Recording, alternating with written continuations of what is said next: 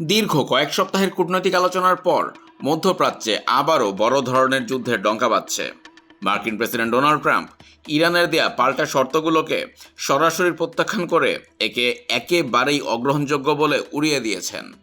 ট্রাম্পের এই অনমনীয় অবস্থানের ফলে গত কয়েকদিনের পর্দার আড়ালের শান্তি প্রচেষ্টা বড় ধরনের হোঁচট খেল। নিজের সোশ্যাল প্ল্যাটফর্ম ট্রুথ সোশ্যালে দেয়া এক পোস্টে ট্রাম্প স্পষ্ট জানিয়েছেন, ইরানের তথাকথিত প্রতিনিধিদের পাঠানো জবাব তার বিন্দু মাত্র পছন্দ হয়নি।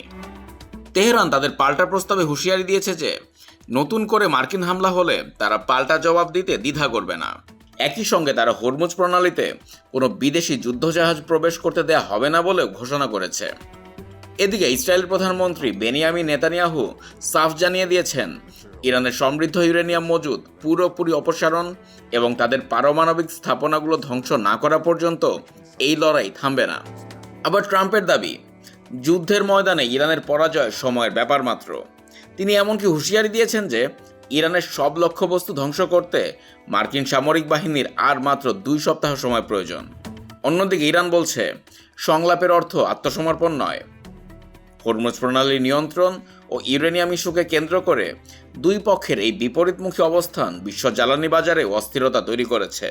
সামনের দিনগুলোয় কূটনীতির টেবিল নাকি যুদ্ধের দামামা, কে জয়ী হবে সেটাই এখন দেখার বিষয়।